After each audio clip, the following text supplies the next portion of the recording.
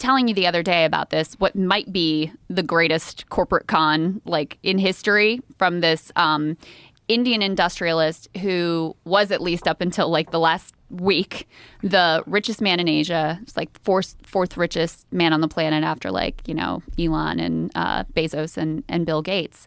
And there's no doubt his company is big. He's got close ties in with the Modi government. He's built ports. He's like involved in energy, runs airports, all this stuff. But there was a big 100-page report that came out from this group called Hindenburg Research, which is known for sort of like identifying fraudsters. They're short sellers, so let me be clear. Like, they have a financial incentive also on the other side. They're betting on this company going down. But what they revealed was essentially that this guy, allegedly, they deny it, had set up all of these shell companies that they were using to manipulate their stock, which propped up the company's value, which also hid how bad their like debt situation was, that his brother was controlling a bunch of these shell companies. And so over the course of the past, week and a half, his suite of companies, like 7 different companies, have lost like half their value. $100 billion in value. $100 billion. He's lost half of his fortune in a week, 10 days, the something scheme like that. is actually not on all that dissimilar from the SBF thing, which is basically Mauritius, which is offshore. They were using Mauritius-based shell companies to have cash there that they actually owned to buy their own stock, inflating the stock price. Based on inflation of stock, they're able to borrow actual cash against that stock. So the actual value of the stock wasn't as high as it supposedly was.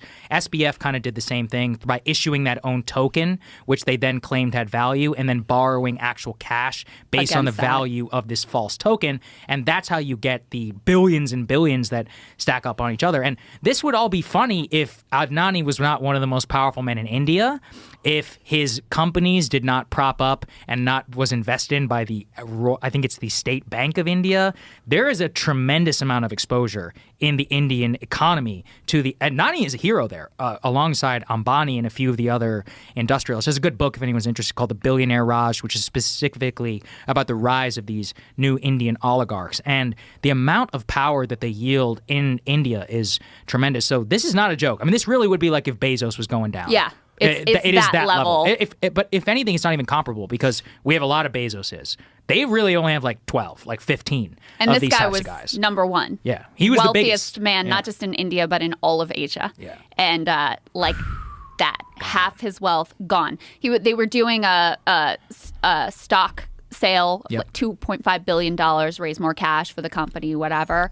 And he had to actually back out of it because of all of this. There's a video of him talking about this. He's like, we are well capitalized. We have great assets, good balance sheet.